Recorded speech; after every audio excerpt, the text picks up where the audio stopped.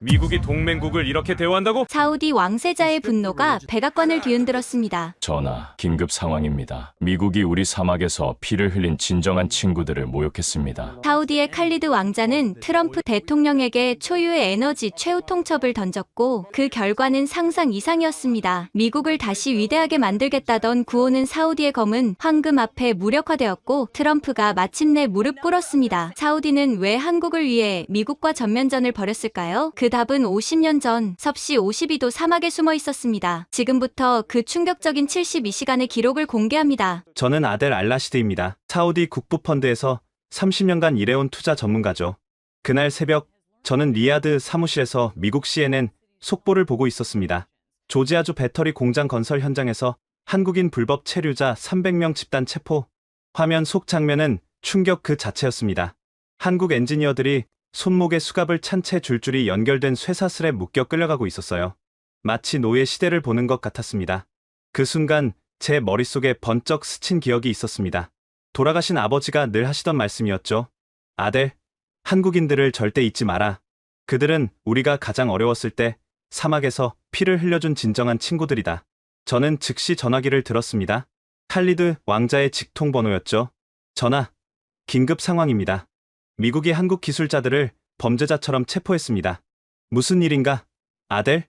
조지아에서 한국 엔지니어 300명이 쇠사슬에 묶였습니다. 이건 단순한 이민 단속이 아닙니다. 이건 모욕입니다. 전화기 너머로 왕자의 침묵이 흘렀습니다. 그리고 낮은 목소리로 말했죠. 알겠네. 즉시 워싱턴으로 특사를 보내게. 자네도 함께 가게. 6시간 후 저는 사우디 왕실 전용기 안에 있었습니다. 목적지는 조지아 애틀랜타. 제 옆에는 파이잘 알 만수르 네옴시티 개발 총괄이 앉아 있었죠. 아델, 정말로 개입해야 할까?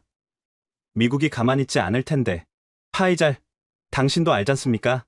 우리 아버지 세대가 얼마나 한국인들을 존경했는지. 비행기가 대서양을 건너는 동안 저는 서류 가방에서 낡은 사진 한 장을 꺼냈습니다. 젊은 시절의 아버지와 한국 근로자들이 함께 찍은 사진이었어요. 모두들 시커먼 얼굴에 환하게 웃고 있었습니다. 애틀랜타 공항에 도착하자마자 우리는 조지아 구금 시설로 향했습니다. 그곳의 상황은 화면으로 본 것보다 더 끔찍했어요. 철창 너머로 한국 기술자들이 보였습니다. 곰팡이 핀 벽, 깨진 변기, 바닥에는 바퀴벌레가 기어다니고 있었죠. 한 명당 겨우 2평 남짓한 공간에 5명씩 갇혀 있었습니다. 저는 경비원에게 물었습니다. 이 사람들이 무슨 흉악범입니까? 왜 이런 곳에 가둬놓은 거죠? 비자 문제래요. 위에서 지시가 내려왔어요. 그때 철창 안에서 누군가 저를 알아봤습니다. 당신 혹시 사우디에서 오셨습니까? 한국어를 조금 아는 저는 고개를 끄덕였습니다. 그는 강태원이라고 자신을 소개했어요. LG 에너지 솔루션의 수석 엔지니어였죠. 우리가 무슨 죄를 지었습니까? 우리는 미국 회사 GM이 요청해서 온 사람들입니다. 그런데 갑자기 불법 체류자라니요? 저는 그의 손을 철창 사이로 잡았습니다. 걱정 마십시오. 우리가 도와드리겠습니다. 구금 시설을 나온 저는 즉시 칼리드 왕자에게 전화했습니다. 전하, 상황이 생각보다 심각합니다. 이건 인권 유린입니다. 백악관에 연락하게. 트럼프와 직접 통화하겠네. 1시간 후 역사적인 통화가 이뤄졌습니다. 저는 왕자 옆에서 그 대화를 들었죠. 트럼프 대통령, 나는 칼리드다. 조지아에서 일어난 일에 대해 설명을 듣고 싶네. 아, 왕자님. 그건 단순한 이민법 집행입니다. 300명을 쇠사슬에 묶는 게 단순한 집행인가? 그들은 범죄자가 아니라 엔지니어들이네. 미국 법은 엄격합니다. 우리는? 칼리드 왕자가 트럼프의 말을 잘랐습니다. 트럼프 대통령, 우리 사우디는 한국과 특별한 인연이 있네. 만약 72시간 안에 그들을 석방하지 않는다면 우리는 미국과의 모든 방산 계약과 에너지 협정을 재검토할 것이네. 전화기 너머로 트럼프의 당황한 숨소리가 들렸습니다. 왕자님, 그건 너무 성급한 72시간이네. 대통령, 전화가 끊어졌습니다. 저는 파이잘과 눈을 마주쳤죠. 이 재판은 던져졌습니다. 그런데 저희가 몰랐던 사실이 하나 있었습니다. 바로 이 사건이 단순한 외교 문제가 아니라 미국 제조업 전체를 뒤흔들 거대한 도미노의 시작이었다는 것을요. 왜 사우디가 이토록 강경하게 나왔는지 그 진짜 이유를 알기 위해서는 50년 전 뜨거운 사막으로 돌아가야 합니다. 저는 그날 밤 호텔로 돌아가 아버지가 남긴 일기장을 펼쳐보기로 했습니다. 호텔방에서 저는 아버지의 일기장을 천천히 펼쳤습니다. 거기엔 50년 전 이야기가 고스란히 적혀 있었죠. 오늘 한국에서 온 젊은이들을 만났다. 그들의 눈빛이 인상적이다. 가난하지만 자부심이 넘친다. 아버지는 당시 사우디 건설부 차관이었습니다. 수도 리야드에서 홍해까지 이어지는 고속도로 건설을 총괄하고 있었죠. 그 프로젝트를 따낸 회사가 바로 한국 기업들이었습니다. 일기장을 넘기다 보니 더 자세한 기록이 나왔어요. 기온이 섭씨 52도까지 올라갔다. 미국 기술자들은 모두 숙소로 돌아갔지만 한국인들은 계속 일했다. 놀라운 사람들이다. 저는 그 시절을 기억합니다. 아버지를 따라 건설 현장에 간 적이 있었거든요. 겨우 10살이었던 저는 처음 보는 광경에 놀랐었죠. 한국 근로자들이 뜨거운 햇볕 아래서 콘크리트를 붓고 있었습니다. 얼굴에서 땀이 비 오듯 쏟아졌지만 그들은 노래를 부르며 일했어요. 새마을 노래였어요. 나중에 알았지만 그게 그들의 힘의 원천이었습니다. 그 중에 김상철이라는 현장 감독이 있었습니다. 아버지와 특히 친했던 분이죠. 어느 날 일기장에 이런 기록이 있었어요. 오늘 김 감독이 쓰러졌다. 사흘째 물만 마시고 일한 것이다. 왜 그랬냐고 물으니 한국에 있는 가족들이 굶고 있다고. 자기 도시락까지 아껴서 돈을 붙이고 있었다. 아버지는 즉시 김 감독을 병원으로 보냈고 모든 한국 근로자들에게 추가 식량을 지급했다고 해요. 한 달 후 더 극적인 일이 일어났습니다. 거대한 모래폭풍이 몰려온 거예요. 시야가 5m도 안 보이는 상황이었죠. 일기장에 이렇게 적혀 있었어요. 모든 작업을 중단시켰다. 하지만 한국인들이 계속 일하겠다고 고집한다. 김 감독이 말했다. 약속한 날짜는 지켜야 한다. 그게 한국인의 신용이다. 폭풍 속에서 한국 근로자들은 서로를 밧줄로 연결하고 작업을 계속했어요. 그때 사고가 났습니다. 젊은 한국 근로자 하나가 모래에 파묻혔던 거예요. 박수만. 김상철 감독이 미친 듯이 모래를 파헤쳤습니다. 다른 한국인들도 맨손으로 모래를 퍼냈어요. 그 모습을 본 사우디 근로자들도 뛰어들었습니다. 형제를 구하자. 한국인과 사우디인이 함께 모래를 파냈어요. 종교도, 언어도 달랐지만 그 순간만큼은 한 마음이었죠. 30분 만에 박수만을 구해냈습니다. 숨이 끊어질 뻔했지만 살아있었어요. 그날 밤, 김상철 감독이 아버지를 찾아왔습니다. 알라시드 차관님, 감사합니다. 사우디 형제들이 없었다면 우리도 감사하네. 자네들이 보여준 형제에 감동했어. 그날 이후 현장 분위기가 완전히 바뀌었어요. 한국인과 사우디인이 진짜 형제처럼 일했죠. 라마단 기간이 되자 더 감동적인 일이 일어났습니다. 무슬림들은 해가 떠 있는 동안 금식을 해야 했어요. 한국 근로자들이 이를 알고는 자발적으로 그들 앞에서 식사를 하지 않았습니다. 김상철 감독이 지시한 거였어요. 우리도 낮엔 먹지 말자. 사우디 형제들에 대한 예의다. 이 소식이 사우디 왕실까지 전해졌습니다. 당시 왕세자가 직접 현장을 방문했어요. 그리고 김상철 감독에게 말했죠. 당신들의 배려에 감동했소. 한국인들은 진정한 친구요. 왕세자는 모든 한국 근로자들에게 특별 보너스를 지급했습니다. 하지만 김 감독은 정중히 거절했어요. 감사하지만 우리는 일한 만큼만 받습니다. 그게 한국인의 자존심입니다. 왕세자는 더욱 감동했죠. 그렇다면 이것은 어떠소? 한국 자녀들을 위한 장학금으로 쓰겠소. 그렇게 한국 사우디 우정 장학금이 만들어졌습니다. 지금까지도 매년 100명의 한국 학생들이 혜택을 받고 있어요. 어느 날 저녁, 김 감독이 아버지를 숙소로 초대했습니다. 천막 안에는 한국 음식이 차려져 있었어요. 김치, 된장찌개, 그리고 소주까지. 사막 한가운데서 말이죠. 알라시드 차관님, 이게 우리 한국 음식입니다. 함께 드시죠. 아버지는 처음 먹어보는 김치에 놀라면서도 정말 맛있게 드셨어요. 어떻게 사막에서 김치를 담갔나? 한국에서 배추씨를 가져왔어요. 여기 오아시스 근처에 작은 텃밭을 만들었죠. 아버지는 감탄했습니다. 불모의 땅에서도 생명을 키우는구나. 그날 밤, 두 사람은 형제의 을을 맺었습니다. 아버지는 김 감독에게 아랍식 형제 맹세를 했고, 김 감독은 한국식으로 의형제를 맺었죠. 김 형님이라 부르겠네. 알동생, 고맙네. 그런데 진짜 시험은 그 다음에 왔습니다. 공사 현장에서 대형 크레인이 쓰러지면서 한국 근로자 3명이 깔렸어요. 병원이 너무 멀었습니다. 구급차로 2시간이나 걸리는 거리였죠. 김 감독이 피를 흘리며 쓰러진 동료들을 안고 울부짖었습니다. 제발, 누가 좀 도와주세요. 아버지가 즉시 왕실 헬기를 불렀습니다. 당시엔 왕족만 쓸 수 있는 특권이었죠. 건설부 관리들이 말렸어요. 차관님, 그건 월권입니다. 왕실에서 문제 삼으면 내가 책임지겠네. 형제를 구하는데 무슨 망설임이 있겠는가? 헬기가 도착했고 3명 모두 목숨을 건졌습니다. 그날 이후 한국 근로자들 사이에선 아버지를 사막의 천사라고 불렀다고 해요. 김 감독은 눈물을 흘리며 아버지 손을 잡았습니다. 차관님, 이 은혜를 어떻게 갚아야 할지. 은혜가 아니네. 우리는 형제 아닌가. 그리고 언젠가 자네 나라가 강해지면 그때 우리를 도와주게. 약속합니다. 한국이 강해지면 반드시 사우디를 도울 것입니다. 제 아들에게도 손자에게도 이 약속을 전하겠습니다. 김 감독은 그 자리에서 메모를 꺼내 혈서를 썼어요. 대대손손 이 은혜를 잊지 않겠다. 2년 후 고속도로가 완공됐습니다. 개통식 날 놀라운 일이 일어났어요. 한국 근로자들이 준비한 깜짝 선물이 있었던 거죠. 고속도로 시작점에 거대한 기념비를 세운 겁니다. 아랍어와 한글로 이렇게 새겨져 있었어요. 영원한 우정의 길 1975년 한국과 사우디가 함께 만들다. 사우디 국왕이 직접 참석해서 말했습니다. 한국인들의 땀과 정성에 감사한다. 그들은 영원한 우리의 친구다. 한국 근로자들이 떠나는 날, 공항은 눈물바다가 됐어요. 사우디 근로자들이 한국인들을 껴안고 울었습니다. 형제여, 다시 만나자. 인샬라. 꼭 그러자. 김 감독이 작은 상자를 아버지에게 건넸습니다. 차관님, 별건 아니지만 제 아내가 만든 김치입니다. 드셔보시고 한국을 기억해주세요. 자네들이 흘린 땀을 어떻게 잊겠나? 사우디는 영원히 한국의 친구일세. 비행기가 떠나고 아버지는 일기장에 이렇게 적었어요. 오늘 진정한 친구들을 떠나보냈다. 하지만 이것은 끝이 아니라 시작이다. 언젠가 그들의 나라가 위대해질 것이고 우리는 다시 만날 것이다. 그리고 마지막 줄. 아들, 이 일기를 읽거든 기억해라. 진정한 우정은 시간과 거리를 초월한다. 한국인들을 잊지 마라. 저는 일기장을 덮으며 결심했습니다.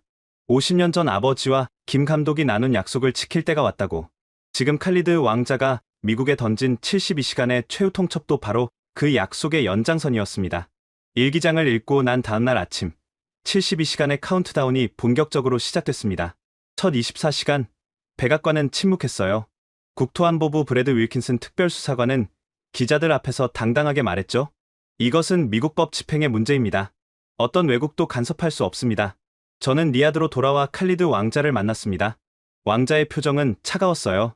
트럼프가 우리를 시험하고 있군. 좋아. 그럼 보여주지. 왕자는 즉시 에너지부 장관을 불렀습니다. 내일부터 미국향 원유 수출을 재검토하게. 그리고 아람코 뉴욕 사무소에 연락해서 미국 정유사들과의 계약을 모두 보류시키게. 전하. 그럼 하루 500만 배럴이. 알고 있네. 실행하게. 소식은 즉시 월스트리트로 퍼졌습니다. 원유 선물 가격이 배럴당 20달러나 급등했죠. 미국 증시는 패닉에 빠졌습니다. 48시간째 미국 언론들이 술렁이기 시작했어요. CNN은 사우디의 경고? 진짜일까라는 긴급 특보를 내보냈고 폭스뉴스조차 에너지 안보 위기라며 우려를 표했습니다. 그때 저희에게 뜻밖의 연락이 왔습니다. 한국 정부였어요. 알라시드 고문님, 저는 한국 외교부 김효진 차관입니다. 사우디의 도움에 감사드립니다. 당연한 일을 했을 뿐입니다. 저희도 가만히 있지 않겠습니다. 삼성과 LG가 미국 공장 투자를 전면 재검토하기로 했습니다. 이제 판이 커지고 있었어요. 한국 대기업들이 움직이기 시작한 겁니다. 그러나 백악관은 여전히 오만했습니다. 트럼프는 트위터에 이렇게 썼죠. 미국은 누구에게도 굴복하지 않는다. 법과 질서가 최우선이다. 라고 영어로 썼습니다. 60시간째 상황이 급변했습니다. 텍사스의 정유 공장들이 비상사태를 선언했어요. 사우디 원유 없이는 가동률을 유지할 수 없다는 거였죠. 주유소 기름값이 갤런당 1달러나 올랐습니다. 제가 왕자에게 물었습니다. 정말로 끝까지 가실 겁니까? 아들, 우리가 여기서 물러서면 영원히 한국을 도울 기회를 잃게 될 거야. 50년 전 너의 아버지가 왜 목숨을 걸고 한국인들을 도왔겠나? 의리 때문이었겠죠. 맞아. 그리고 지금이 그 의리를 보여줄 때야. 그때 파이잘이 급히 들어왔습니다. 전하, 일본과 중국이 움직이고 있습니다. 무슨 말인가? 일본이 한국에 전면적인 지원을 약속했고 중국도 한국 기업들에게 특별 투자 조건을 제시했습니다. 이제 미국은 완전히 고립되고 있었어요. 66시간째 백악관에서 첫 신호가 왔습니다. 국무장관이 사우디 대사를 만나 물었다고 해요. 정말로 에너지 협정을 파기할 겁니까? 남은 시간은 6시간입니다. 그 순간 저는 제 휴대폰이 울리는 걸 들었습니다. 조지아 구금소에 있는 강태원 씨였어요. 어떻게 전화를 했는지 모르겠지만 알라시드 고문님, 우리 때문에 사우디가 위험을 감수하지 마세요. 강 선생님, 이건 단순한 도움이 아닙니다. 50년 된 약속을 지키는 겁니다. 무슨 약속입니까? 저는 아버지와 김상철 감독의 이야기를 들려줬습니다. 전화 너머로 강태원 씨가 흐느끼는 소리가 들렸어요. 김상철, 그분은 저희 아버지의 은사였습니다. 아버지가 늘 말씀하셨어요. 사우디 은인들을 잊지 말라고. 순간 전율이 흘렀습니다. 50년의 세월을 넘어 인연이 이어진 거였어요. 70시간째 미국 의회가 들끓기 시작했습니다. 대통령이 미쳤나? 사우디를 적으로 만들 셈인가? 한국 기업들마저 철수하면 우리 제조업은 어떻게 되는 거야? 그리고 마침내 71시간 30분 백악관에서 전화가 왔습니다. 트럼프 본인이었어요. 칼리드 왕자, 대화가 필요합니다. 시간이 30분 남았네. 대통령, 한국 기술자들을 석방하겠습니다. 하지만 조건이 있습니다. 조건은 없네. 무조건 석방이야. 전화가 끊어졌습니다. 그리고 정확히 72시간이 되기 5분 전 조지아 구금소의 문이 열렸습니다. 한국 기술자들이 석방된 것은 시작에 불과했습니다. 강태원 씨가 석방되자마자 한 통화가 걸려왔어요. LG 에너지 솔루션 본사였습니다. 강 전무님, 즉시 귀국하세요. 미국 사업 전면 재검토가 결정됐습니다. 하지만 테네시 공장은 GM 문제는 그들이 알아서 하라고 하세요. 소식은 삽시간에 퍼졌습니다. 삼성 SDI, SK이노베이션까지 모든 한국 배터리 기업들이 기술자 철수를 시작했어요. 저는 그 광경을 직접 목격했습니다. 애틀랜타 공항에 한국행 특별기가 줄지어 서 있었죠. 수천 명의 한국 기술자와 그 가족들이 짐을 싸고 있었습니다. 공항 대합실은 이별의 현장이었어요. 미국인 동료들이 한국 기술자들을 붙잡고 애원했습니다. 제발 가지 마. 너가 없으면 우리 라인은 돌아가지 않아. 미안해, 잭. 하지만 우리 회사 결정이야. 그럼 나라도 가르쳐주고 가. 제발. 한국 기술자들도 마음이 아팠겠지만 이미 결정은 내려진 후였어요. 박선아 씨를 만났어요. 삼성전자 반도체 공정 전문가였죠. 이렇게 갑자기 떠나도 됩니까? 저희를 범죄자 취급한 나라에 더 있을 이유가 없습니다. 그리고 사우디가 더 좋은 조건을 제시했어요. 사우디가요? 네옴시티에 한국 전용 테크 단지를 만든다고 합니다. 무관세의 100년 임대, 그리고 안전한 자치권까지. 이건 저도 처음 듣는 소식이었어요. 칼리드 왕자가 벌써 움직이고 있었던 겁니다. 사흘 후 테네시 스프링힐 GM 공장. 아침 8시. 출근한 미국 엔지니어들이 당황했습니다. 한국 팀이 관리하던 구역이 텅 비어 있었거든요. 어제까지만 해도 있었는데 다들 한국으로 돌아갔대. 회사 지실에 공장 매니저 톰 하리슨이 비상벨을 눌렀어요. 전 직원 비상 소집. 위기 상황입니다. 하지만 이미 늦었어요. 첫 번째 문제는 배터리 셀 양산 라인이었습니다. 온도가 계속 올라가고 있어요. 압력도 불안정합니다. 대체 뭘 어떻게 조절해야 하는 거야? 미국 기술자 20명이 달라붙었지만 소용없었어요. 한국 팀은 매뉴얼에 없는 미세 조정을 감각으로 해왔거든요. 정오가 되자 첫 번째 폭발이 일어났습니다. 펑! 모두 대피! 다행히 작은 폭발이었지만 라인 전체를 정지시켜야 했어요. 톰 하리슨이 본사에 긴급 보고했습니다. 한국 팀 없이는 불가능합니다. 당장 생산이 중단됐어요. GM 최고 경영자 메리 바라가 직접 현장으로 날아왔습니다. 정확히 뭐가 문제입니까? 한국 엔지니어들이 하던 일이 100가지가 넘습니다. 온도 조절, 압력 관리, 화학물질 배합, 품질 검사. 그들은 0.1도 차이도 감지했어요. 그럼 다시 불러오면 되잖아요. 이미 다 한국으로 떠났습니다. 그리고 돌아오지 않을 거래요. 메리바라의 얼굴이 창백해졌어요. 그럼 생산은? 오늘 수율 45%입니다. 내일은 더 떨어질 겁니다. 그날 밤 GM 이사회가 긴급 소집됐습니다. 한국 없이 전기차 생산이 불가능하다는 겁니까? 최소 1년은 걸립니다. 미국 기술자를 교육시켜도요. 1년? 그럼 그동안 테슬라한테 시장을 다 빼앗기잖아. 하지만 더 큰 문제가 있었어요. 다음날 미시간 디트로이트 GM 본사 엔진 설계팀에서 비상이 걸렸습니다. 한국 협력업체들이 모두 계약 해지를 통보했습니다. 모비스, 만도, 한온 시스템, 한국 부품업체들이 일제히 공급을 중단한 거예요. 단순히 배터리만의 문제가 아니었습니다. 브레이크, 에어컨, 전장 부품까지 현대차 그룹 계열사들이 공급하던 핵심 부품이 모두 끊긴 거죠. 포드도 마찬가지였어요. 켄터키 루이빌 공장장이 울며 전화했습니다. F150 라이트닝 생산이 중단됐습니다. SK온 배터리 없이는 한 대도 못 만들어요. 크라이슬러는 더 심각했습니다. 한국 부품이 전체의 40%였어요. 이제 어떻게 하죠? 자동차 산업만이 아니었어요. 텍사스 오스틴, 테슬라 기가 팩토리, 일론 머스크가 직접 현장에 나타났습니다. 삼성 SDI 팀이 철수했다고? 네. 어제 밤 비행기로 전원 귀국했습니다. 그럼 4680 배터리는 생산 불가능합니다. 그들만의 코팅 기술이 있었거든요. 머스크가 주먹으로 테이블을 쳤어요. 대체 왜 아무도 몰랐던 거야? 한국이 이렇게 중요한 줄 옆에 있던 엔지니어가 조심스럽게 말했습니다. 사실 우리 모두 알고 있었어요. 하지만 위에서는 듣지 않았죠. 한국 기술자들을 그저 값싼 노동력으로만 봤으니까요. 그 순간 머스크도 깨달았을 겁니다. 자신들의 오만이 얼마나 큰 대가를 치르게 했는지. 더 충격적인 소식이 이어졌어요. 버지니아 뉴포트 뉴스 조선소, 미 해군의 자존심, 차세대 항공모함 CVM-80 엔터프라이즈 건조 현장이었습니다. 특수강 용접이 불가능합니다. 왜? 한국대우조선 기술자 15명이 담당했는데 모두 철수했습니다. 미국 용접공은? 시도해봤지만 균열이 생겼습니다. 잠수함용 특수강은 한국 기술자만 다룰 수 있었던 것 같습니다. 펜타곤이 발칵 뒤집혔어요.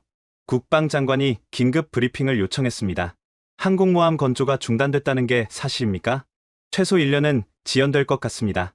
중국이 이 소식을 들으면 모두가 침묵했어요.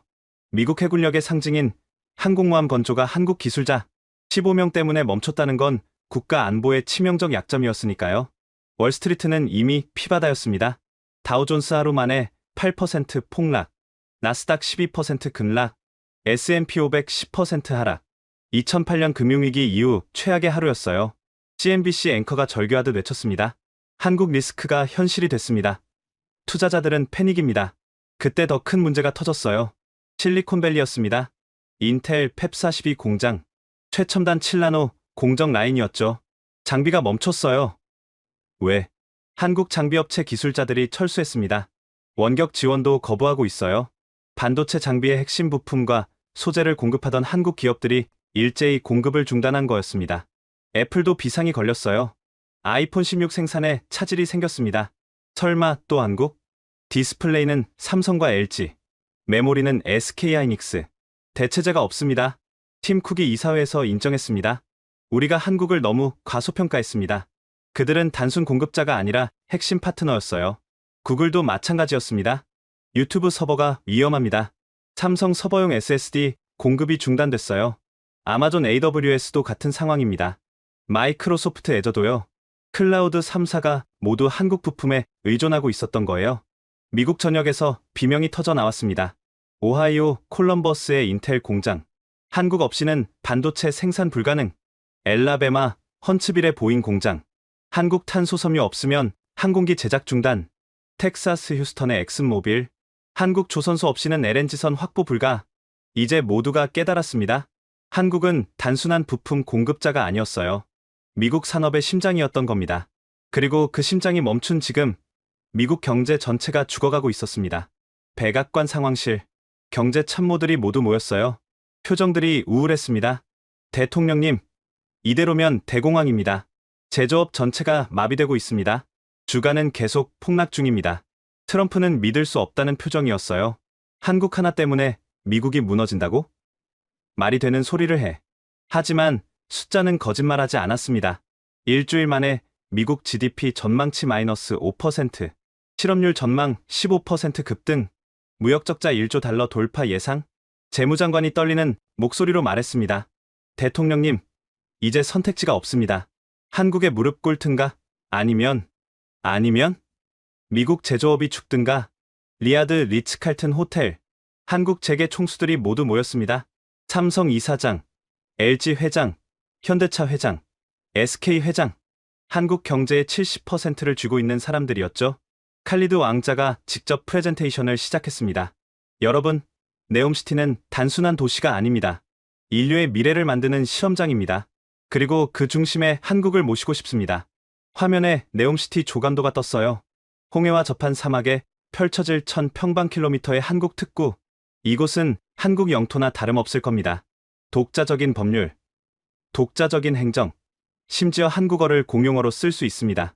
LG 회장이 물었습니다. 왕자님, 왜 한국에 이런 파격적인 조건을 주시는 겁니까? 칼리드 왕자가 잠시 침묵했다가 말했어요. 1975년 한국인들이 우리를 위해 사막에서 피를 흘렸습니다. 이제 우리가 보답할 차례입니다. 그리고 왕자가 저를 바라봤습니다. 아들, 그 이야기를 해주게. 저는 일어나서 아버지의 일기장을 꺼냈습니다. 여기 50년 전 기록이 있습니다. 한국 근로자들이 얼마나 성실하고 헌신적이었는지. 그들은 단순한 노동자가 아니었습니다. 그들은 꿈을 가진 개척자들이었죠. 일기장의 한 페이지를 펼쳤습니다. 김상철 현장 감독이 했던 말입니다. 언젠가 한국이 부강해지면 사우디를 돕겠다. 지금이 그때입니다. 한국은 부강해졌고 이제 우리가 함께할 때입니다. 삼성 이사장이 눈시울을 붉혔어요. 김상철 선배님을 저도 압니다. 삼성건설 초창기 멤버셨죠. 돌아가시기 전까지 사우디 이야기를 자주 하셨습니다. 그때 파이잘이 구체적인 혜택을 설명했습니다. 법인세, 연구 면제, 근로자 소득세 면제, 모든 원자재 관세 제로, 사우디 국부펀드 1,000억 달러 즉시 투자. 그리고 가장 중요한 것, 파이잘이 잠시 뜸을 들였습니다. 중동 전체 시장을 한국 기업에게 독점적으로 개방하겠습니다. 아랍에미리트, 쿠웨이트, 카타르, 바레인, 오만까지. 현대차 회장이 놀라서 물었어요. 인구 4억의 시장을 독점한다고요? 그렇습니다.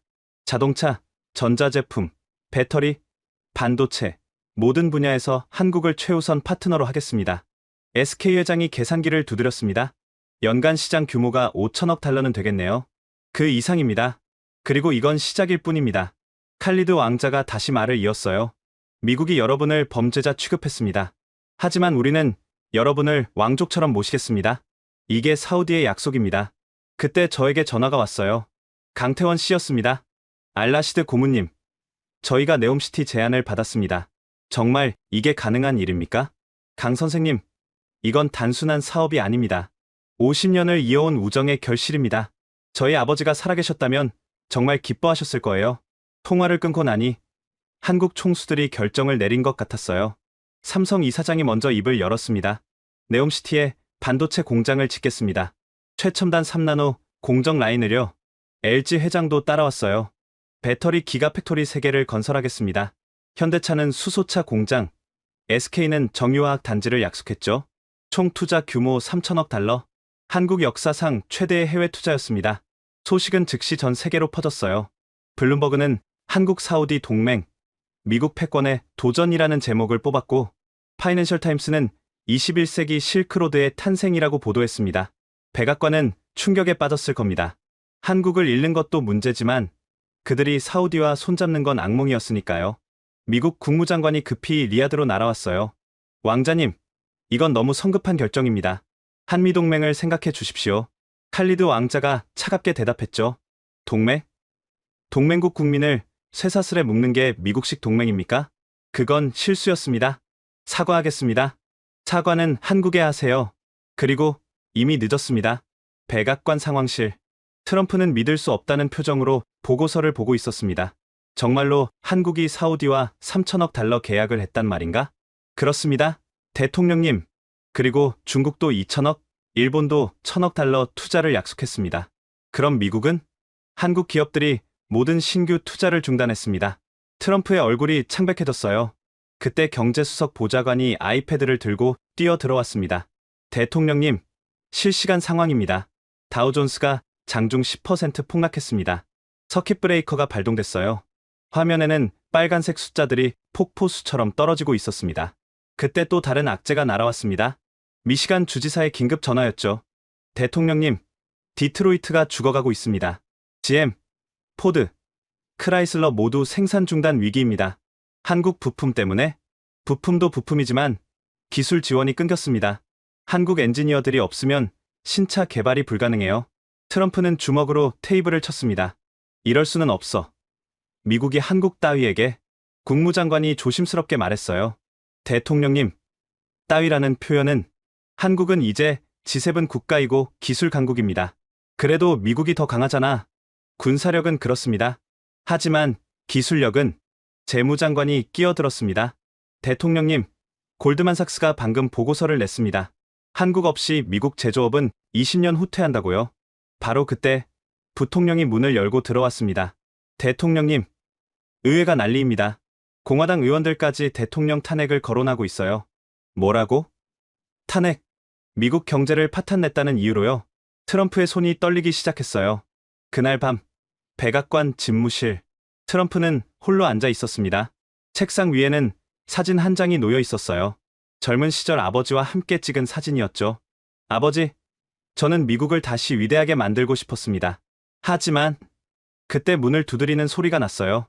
영부인 멜라니아였습니다. 도널드, 괜찮아요? 멜라니아, 내가 실수한 것 같아. 무슨 실수요? 한국을 너무 얕봤어. 그들이 단순한 하청업체인 줄 알았는데 사실은 그들이 진짜 기술을 가지고 있었던 거야. 멜라니아가 남편의 어깨에 손을 얹었습니다. 지금이라도 사과하면 되지 않을까요? 대통령이 사과한다고? 그것도 한국에? 자존심이 중요해요. 아니면 미국이 중요해요? 트럼프는 아내의 말에 침묵했습니다. 다음 날 새벽 5시, 트럼프는 비밀리에 측근들을 불러 모았어요. 재무장관, 국무장관, 그리고 경제수석보좌관. 솔직히 말해봐. 한국 없이 정말 안 되는 건가? 재무장관이 입을 열었습니다. 메모리 반도체 70%, 디스플레이 90%, 배터리 60%를 한국이 장악하고 있습니다. 국무장관도 거들었어요. 군사적으로도 마찬가지입니다. 한국의 K9 자주포, K2 전차 기술이 없으면 우리 방산 수출도 타격입니다. 경제수석이 마지막으로 못을 박았습니다. 애플, 구글, 테슬라 모두 한국 부품 없이는 제품을 만들 수 없습니다. 이건 단순한 경제 문제가 아니라 생존의 문제예요. 트럼프가 깊은 한숨을 쉬었습니다. 그럼 사과해야 한다는 거군. 그것도 공개적으로 진정성 있게요. 트럼프는 눈을 감았습니다. 평생 처음으로 무릎을 꿇어야 하는 순간이 온 거였어요. 오전 9시 백악관 대변인실. 대통령이 오늘 오후 2시 로즈가든에서 특별 성명을 발표합니다. 기자들이 웅성거렸어요. 무슨 발표인데요? 한국 관련 사안입니다. 소식은 순식간에 퍼졌습니다. CNN은 특별 생방송을 준비했고 한국에서도 모든 방송사가 생중계 준비를 했죠. 오후 1시 백악관 로즈가든. 이미 수백 명의 기자들이 모여 있었어요. 백악관 직원들도 창문 너머로 지켜보고 있었습니다. 모두가 역사적인 순간이 될 거라는 걸 알고 있었거든요. 1시 30분, 트럼프가 대기실에서 연설문을 검토하고 있었습니다. 비서실장이 들어왔어요. 대통령님, 준비되셨습니까? 아니, 전혀. 하지만 해야겠지. 용기 있는 결정입니다. 용기가 아니야. 어쩔 수 없는 선택이지. 1시 50분, 트럼프가 거울 앞에 섰습니다. 넥타이를 고쳐 매고 머리를 다듬었어요. 거울 속 자신에게 말했습니다. 도널드 트럼프, 오늘 너가 미국을 구하는 거야. 2시 정각, 로즈가든. 트럼프가 연단으로 걸어 나왔습니다. 평소의 당당한 걸음걸이와는 달랐어요. 조심스럽고 무거운 발걸음이었죠. 전 세계가 숨을 죽였습니다. 서울 광화문 대형 전광판 앞에도 수천 명이 모여 있었어요. 이제 뭐라고 할까? 설마 진짜 사과할까? 트럼프가 마이크 앞에 섰습니다. 미국 국민 여러분, 그리고 한국 국민 여러분. 첫 마디부터 이례적이었습니다. 먼저 사과의 말씀을 드립니다. 조지아에서 일어난 일은 미국의 실수였습니다. 기자들이 술렁거렸어요. 트럼프가 공개 사과를 한다는 건 상상할 수 없는 일이었으니까요. 한국 엔지니어들은 범죄자가 아니었습니다. 그들은 우리의 파트너였고 우리가 그들을 잘못 대했습니다. 트럼프가 잠시 말을 멈추고 심호흡을 했습니다. 눈가가 붉어지는 게 카메라에 잡혔어요. 본인은 한국 정부와 국민들에게 진심으로 사과합니다. 그 순간 전 세계가 놀랐습니다. 트럼프가 준비한 원고를 접었어요. 그리고 즉석에서 말을 이었습니다. 저는 평생 강한 미국을 만들고 싶었습니다. 하지만 이제 깨달았습니다. 진정한 강함은 혼자가 아니라 함께할 때 나온다는 것을. 목소리가 떨렸어요. 한국은 우리가 어려울 때 함께해준 친구였습니다. 6.25 전쟁도 함께 싸웠고 베트남도 함께 갔습니다. 그런데 우리가 그들을 배신했습니다. 트럼프가 손수건을 꺼내 눈가를 닦았습니다. 실제로 눈물이 맺혀 있었어요. 백악관 기자단 역사상 처음 보는 광경이었습니다. 다음과 같은 조치를 발표합니다. 첫째, 한국인 전문 인력을 위한 골드비자 신설, 무제한 체류, 가족 동반, 영주권 자동 부여. 둘째, 피해자 전원에게 1인당 100만 달러 배상. 셋째, 한국 기업에 대한 10년간 법인세 면제. 넷째, 한미 기술 파트너십 협정 체결. 마지막으로 트럼프가 카메라를 정면으로 바라봤습니다. 한국 국민 여러분, 정말 죄송합니다. 여러분은 우리의 경쟁자가 아니라 동반자입니다. 다시 한번 진심으로 사과드립니다. 그리고 트럼프가 한 일은 모두를 놀라게 했습니다. 고개를 숙인 거예요. 90도는 아니었지만 분명한 사죄의 제스처였습니다. 15초간 고개를 숙인 채 있었어요. 카메라 플래시가 터졌고 전 세계가 그 장면을 목격했습니다.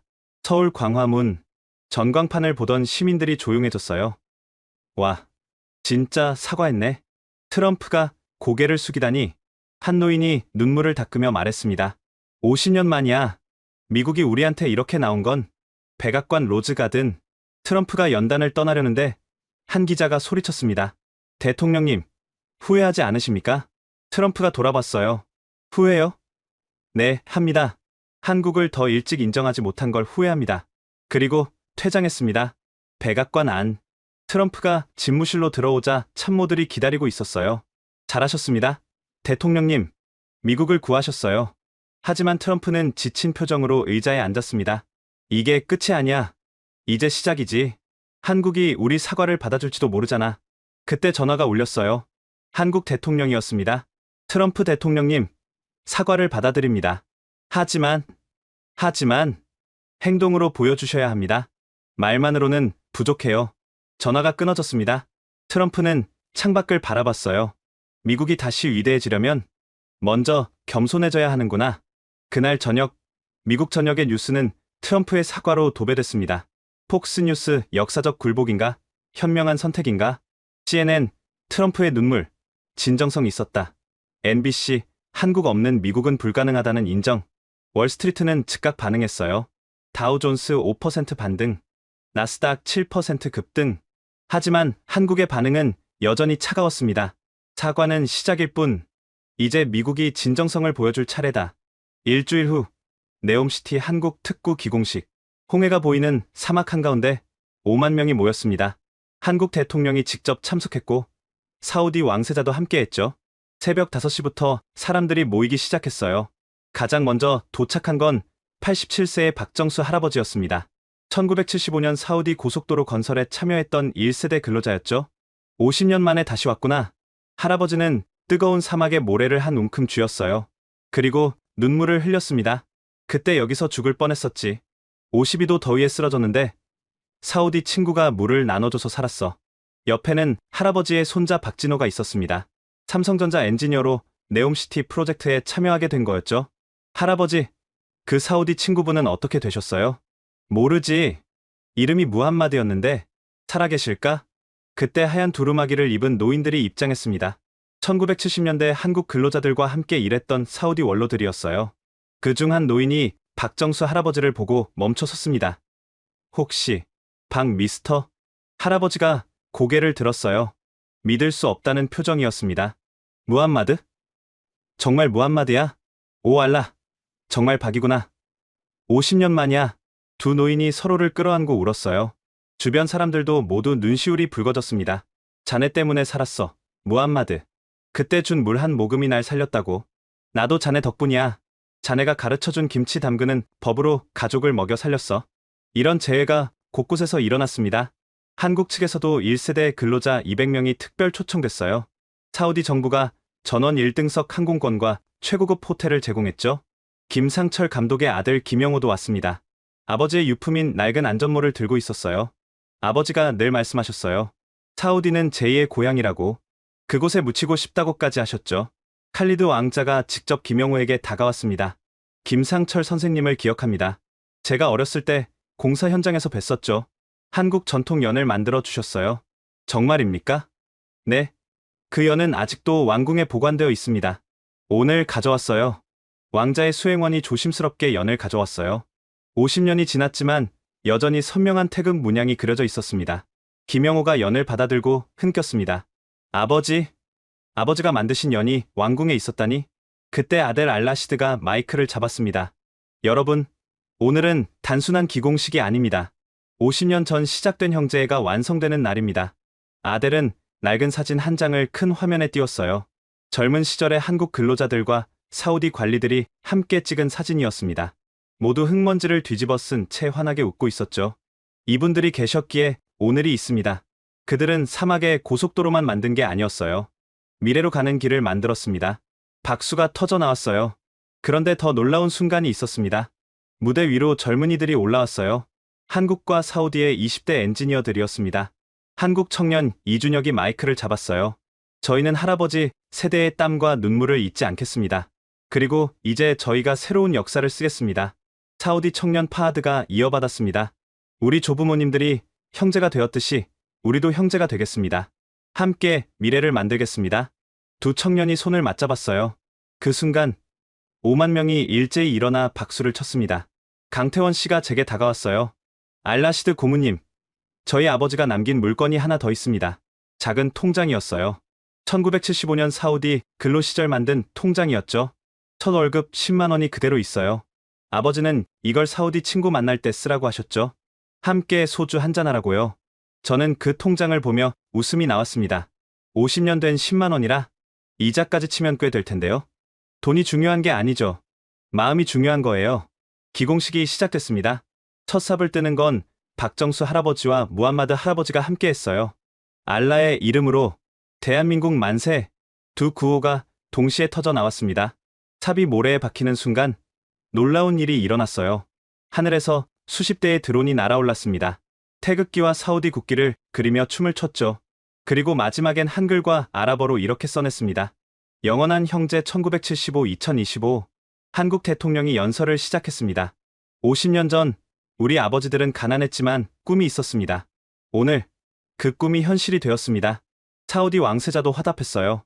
한국은 약속을 지키는 나라입니다. 우리도 약속을 지킬 것입니다. 네옴시티는 한국의 도시가 될 것입니다.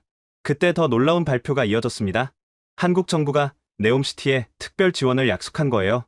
카이스트 네옴 캠퍼스 설립, 삼성의료원 네옴 분원 개원, 한국문화원 및 한국학교 건립, 한국 전통마을 조성.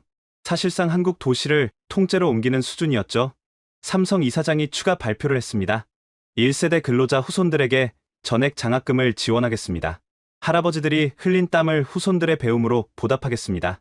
LG 회장도 나섰어요. 네옴시티에 한국 사우디 우정 박물관을 건립하겠습니다. 50년 역사를 영원히 기억하기 위해서입니다. 파이잘이 저에게 속삭였어요. 10년 후엔 여기가 두바이를 넘어설 겁니다. 아니, 5년이면 충분할 것 같은데요. 우리는 웃었지만 그게 현실이 될 거란 걸 알고 있었어요.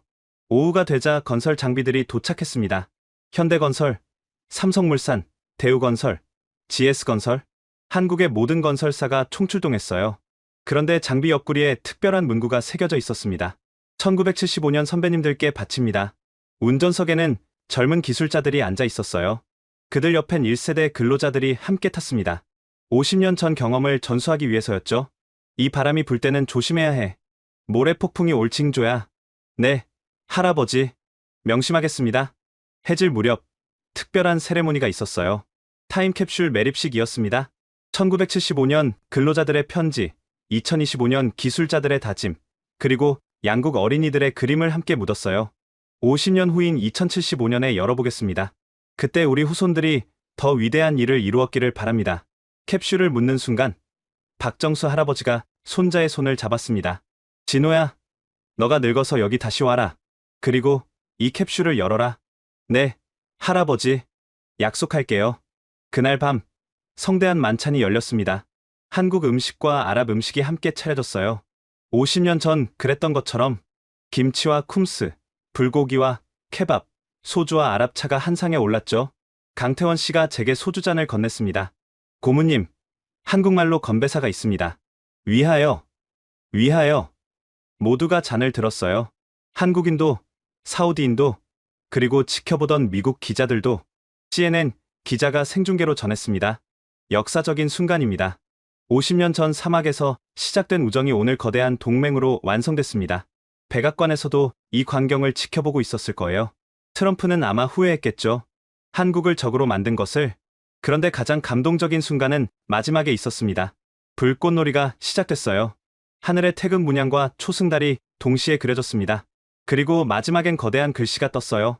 브라더스 포에버 영원한 형제라고 영어와 한글로 썼습니다. 박정수 할아버지와 무함마드 할아버지가 다시 한번 포옹했습니다. 다음 생에도 만나자, 친구. 인샬라.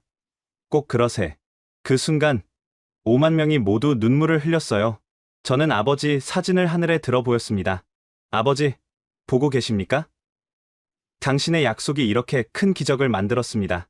바람이 불었어요. 뜨거운 사막의 바람이 아니라 시원한 홍해의 바람이었습니다. 마치 50년 전 고인이 된 이들이 축복을 보내는 것 같았어요. 다음날 아침, 첫 번째 건물의 기초 공사가 시작됐습니다. 그 건물의 이름은 김상철 알라시드 우정타워로 정해졌어요. 한국과 사우디, 과거와 미래를 잇는 상징이 될 것입니다.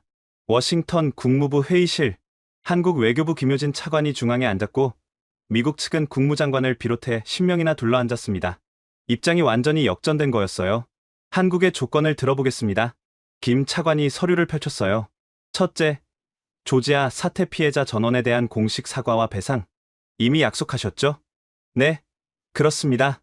둘째, 한국 기업에 대한 기술 이전 요구 전면 중단. 미국 측이 술렁거렸어요. 그럼 기술 협력은 어떻게? 협력이 아니라 일방적 요구였지 않습니까? 앞으론 한국이 제공할 기술을 결정합니다. 하지만 셋째, 한국 전문 인력에 대한 특별 지위 보장.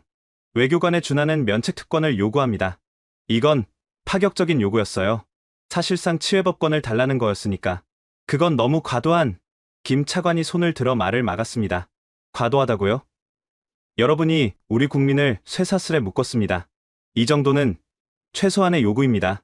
넷째, 한국 기업의 미국 내 사업에 대한 완전한 자율성 보장? 어떤 형태의 간섭도 용납하지 않겠습니다. 국무장관이 한숨을 쉬었어요. 모두 받아들이겠습니다. 대신 한국 기업들이 미국 투자를 재개해 주십시오. 그건 기업들이 결정할 일입니다. 정부가 강요할 수 없어요. 그럼 어떻게 해야 합니까? 김 차관이 미소를 지었어요. 신뢰를 회복하는 게 먼저겠죠. 그리고 경쟁력 있는 조건을 제시하셔야 합니다. 사우디나 중국보다 나은 조건을요? 미국 측은 당황했어요. 이제 그들이 을의 입장이 된 거였으니까. 그때 저에게 전화가 왔습니다. 칼리드 왕자였어요. 아들, 미국이 어떤 제안을 하든 우리가 2배를 제시하게. 알겠습니다. 전하. 경쟁이 시작된 거였어요. 한국을 차지하기 위한 글로벌 경쟁이. 일본도 가세했습니다. 한국 배터리 기업의 10년간 전력 무상 제공? 중국은 더 파격적이었어요. 상하이 푸둥 전체를 한국 기업의 99년 임대, 유럽연합까지 뛰어들었습니다. 한국 기업 유럽 진출 시 모든 규제 면제. 이제 한국은 선택만 하면 되는 입장이 됐어요. 저는 그때 깨달았습니다. 21세기의 진짜 권력은 군사력이 아니라 기술력이라는 것을. 팔로알토 스탠퍼드 대학가. 평소엔 조용한 이곳이 발칵 뒤집혔어요. 구글, 애플, 메타, 엔비디아 최고 경영자들이 모두 모였거든요. 의제는 단 하나. 어떻게 한국과 관계를 회복할 것인가? 팀 쿡이 먼저 입을 열었습니다. 우리가 완전히 오판했어. 한국 없이는 아이폰도 만들 수 없다는 걸 이제야 깨달았지. 선다 피차이가 고개를 끄덕였어요. 구글 데이터 센터도 마찬가지야. 삼성 메모리 없으면 인공지능 서비스가 불가능해. 그때 젊은 창업자 한 명이 손을 들었어요. 그냥 한국에 투자를 늘리면 안 될까요? 서울에 제2본사를 세우는 거죠. 모두가 놀랐지만 곧 진지하게 고민하기 시작했어요. 일주일 후 놀라운 발표가 이어졌습니다. 구글, 서울 강남의 아시아 총괄본부 설립 계획, 애플, 판교의 글로벌 R&D 센터 투자 검토, 테슬라, 청택의 배터리 공동연구소 제안, 실리콘밸리가 한국에 러브콜을 보내기 시작한 거예요. 저는 이 광경을 보며 50년 전을 떠올렸습니다. 그때는 한국인들이 일자리를 찾아 세계로 나갔지만 이제는 세계가 한국으로 구애하고 있었어요. 한국 정부는 신중했습니다. 과거의 실수를 반복하지 않겠습니다. 진정성 있는 파트너십만 받아들일 것입니다. 구글 엔지니어들이 한국어 학습을 시작했고 애플은 한국 대학과 산학협력을 추진했습니다. 한국과 함께하지 않으면 미래가 없다. 이게 실리콘밸리의 새로운 모토가 됐어요. 그런데 가장 인상적인 건 한국인들의 태도였어요. 오만하지 않았습니다. 오히려 더 겸손했죠. 우리가 잘나서가 아니라 선배들이 흘린 땀과 피 덕분입니다. 한국 정부도 현명했어요. 외국 기업들을 환영하면서도 핵심 기술은 철저히 보호했습니다. 협력은 하되 종속되지 않는다. 이게 한국의 원칙이었죠. 몇 개월 후 다보스 세계경제포럼. 올해의 주제는 기술 주권 시대, 새로운 균형점 찾기였습니다. 기조연설자는 한국산업부 장관이었어요. 기술은 특정 국가의 전유물이 아닙니다. 하지만 기술을 대하는 태도는 다를 수 있습니다. 한국은 기술을 무기가 아닌 다리로 봅니다. 박수가 터져 나왔어요. 이제 세계는 새로운 질서를 모색하고 있습니다. 한국과 사우디의 특별한 파트너십, 미국의 반성과 제도약, 중국과 일본의 새로운 협력. 하지만 모두가 알고 있었어요. 기술 없는 패권은 무의미하다는 것을. 저는 마지막으로 네옴시티 건설 현장을 방문했습니다. 불과 몇 개월 만에 놀라운 변화가 일어나고 있었어요. 삼성 반도체 공장 건설이 한창이고 LG 배터리 공장 부지가 정리되고 있었죠. 강태원 씨를 다시 만났습니다. 이제 그는 네옴시티 한국기술단지 준비위원회 위원이 되어 있었어요. 알라시드 고문님, 이 모든 게 꿈만 같습니다. 꿈이 아닙니다. 50년 전 우리 아버지들이 뿌린 씨앗이 열매를 맺기 시작한 거죠. 해가 질 무렵 우리는 홍해가 보이는 언덕에 올랐습니다. 저기 보이십니까? 저게 미래의 한국 사우디 우정의 다리가 놓일 자리입니다. 홍해를 가로지르는 거대한 다리 계획. 한쪽엔 태극기, 다른 쪽엔 사우디 국기가 펄럭일 예정이었어요. 이 다리를 건너면 아프리카입니다. 한국 기술이 아프리카로 가는 관문이 될 거예요. 저는 아버지 사진을 꺼내 하늘에 들어 보였습니다. 아버지, 보고 계십니까? 당신의 약속이 이렇게 큰 희망을 만들고 있습니다. 바람이 불었어요. 마치 아버지가 대답하는 것 같았습니다. 50년 전 사막에서 시작된 우정, 그것이 오늘 세계를 변화시키는 힘이 되고 있습니다. 미국이 힘으로 지배하려 했던 세계를 한국은 기술과 신뢰로 이끌어가기 시작했어요. 이것이 진정한 K-테크 시대의 시작이었습니다. 지금까지 미국이 한국 기술자 300명을 쇠사슬에 묶은 날, 그리고 그것이 어떻게 세계 질서를 뒤흔들었는지 들려드렸습니다. 50년 전 사막에서 흘린 땀방울이 오늘의 기적을 만들었다는 사실, 어떻게 들으셨나요? 우리 선배들이 세계 곳곳에서 흘린 땀과 눈물의 의미를 되새기기 위해 이 이야기를 널리 공유해주세요. 기술 강국 대한민국의 자부심을 세계에 알리고 우리의 가치를 지켜나가는데 여러분의 작은 관심이 큰 힘이 됩니다. 구독과 좋아요도 부탁드립니다. 지금까지 원더풀 해외 사연이었습니다. 감사합니다.